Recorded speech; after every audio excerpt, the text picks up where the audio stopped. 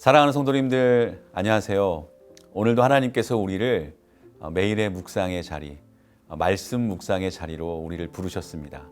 함께 하나님의 말씀을 우리 깊이 묵상하면서 또 하나님의 은혜가 우리에게 풍성하게 임하는 그런 시간이 될 것을 믿습니다.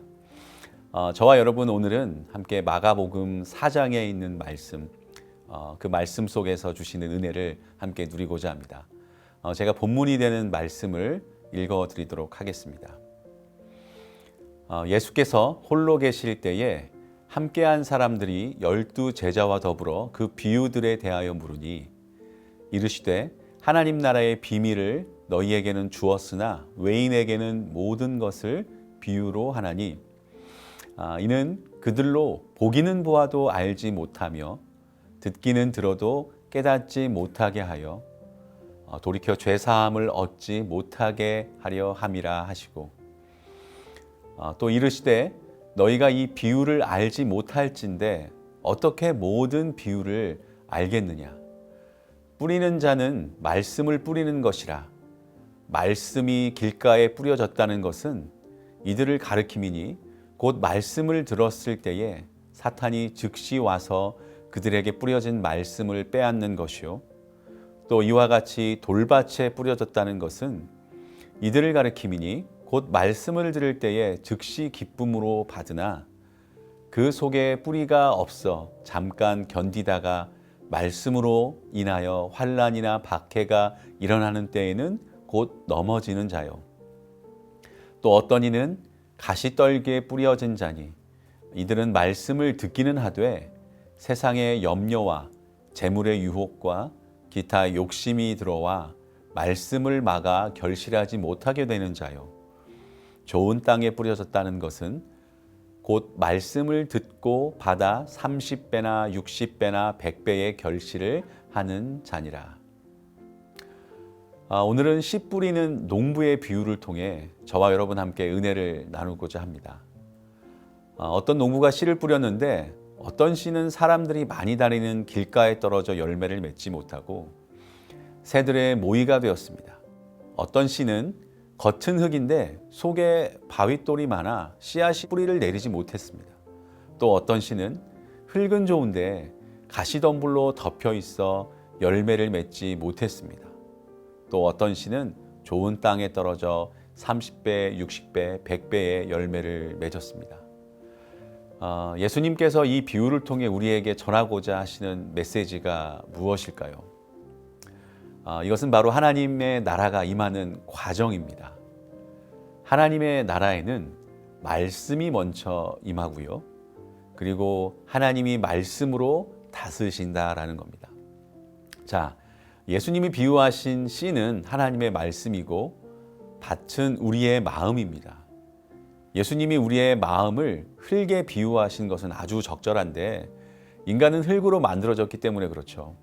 흙으로 만들어진 인간의 마음 속에 하나님의 말씀의 씨앗이 떨어질 때 하나님의 말씀이 우리 마음을 어떻게 다스리느냐, 또 그 말씀에 우리가 어떻게 반응하느냐에 따라서 하나님의 나라의 실제를 경험할 수도 있고 또 경험하지 못할 수도 있다는 것을 말씀해 주고 있습니다.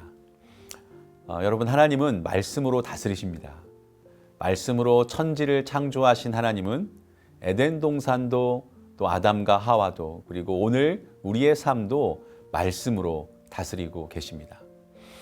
말씀으로 우리의 삶에 임하신다는 것인데요.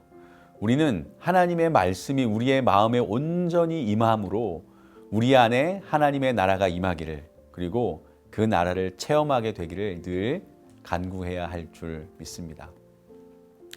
여러분, 그런데 이 비유를 읽으면서 이상한 생각이 듭니다. 누군가는 농부에게 이런 질문을 던지고 싶을 거예요. 왜 주의 깊게 씨앗을 뿌리지 못하고 길가와 돌밭과 가시덤불에 뿌렸을까요?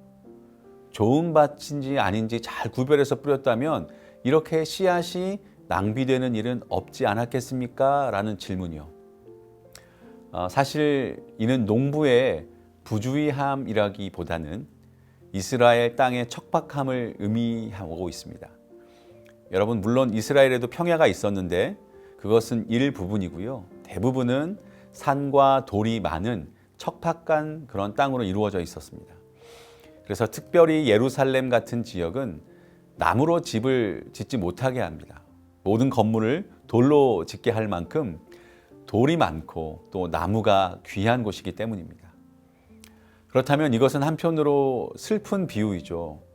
좋은 땅이 아닌 밭이라도 씨앗을 뿌릴 수밖에 없는, 그래서 씨가 낭비되는 것처럼 보이는 상황이 우리에게 슬픔을 가져다 줍니다.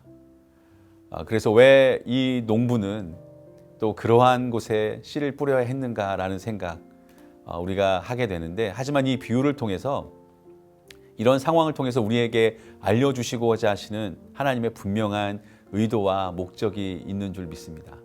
그것은요, 하나님의 말씀이 우리에게 들려질 때 하나님은 말씀을 받아들일 수 있는 좋은 땅과 같은 마음에만 말씀하시는 것이 아니라 길가와 같은 단단한 마음, 가시덤불과 돌밭과 같은 마음에도 계속해서 말씀의 씨를 뿌려주신다라는 것을 우리에게 가르쳐 주십니다.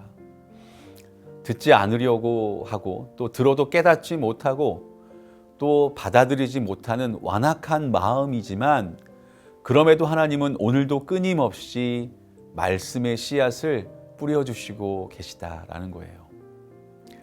그런데 왜 그러실까요? 무슨 이유가 있을까요? 그 이유는 단 하나입니다. 바로 하나님은 진정으로 우리를 사랑하시기 때문에 그래요. 하나님의 사랑, 그 사랑의 하나님은 말씀이 낭비되는 것처럼 보이는 상황 속에서도 포기하지 않고 씨앗을 뿌려주시는 그러한 농부이시다라는 겁니다. 이 사랑의 하나님은요, 지금도 말씀하고 계십니다.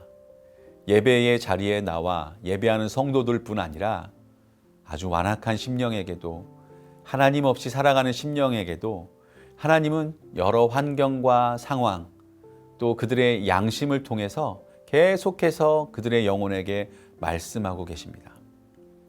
우리 사랑에 전심으로 감사하는 성도가 되어야 할 줄 믿습니다. 하나님의 사랑은 강팍했던 우리의 여러 가지 마음의 밭을 기다리시고 또 인내하시며 포기하지 않으시고 끝까지 당신의 말씀을 뿌려 우리 안에 하나님의 나라가 임하여 하나님의 통치 가운데 살게 하셨으니, 여러분 어찌 우리가 감사하지 않을 수가 있겠습니까? 한 가지 더 적용해 볼까요? 이 사랑을 받았고 또 이제 이 복음을 전하는 사명을 받은 우리도 하나님의 말씀을 잘 들으려 하는 사람들에게만 그 말씀을 전해서는 안 될 것입니다. 하나님의 말씀은 끊임없이 뿌려져야 합니다. 또 전해져야 합니다.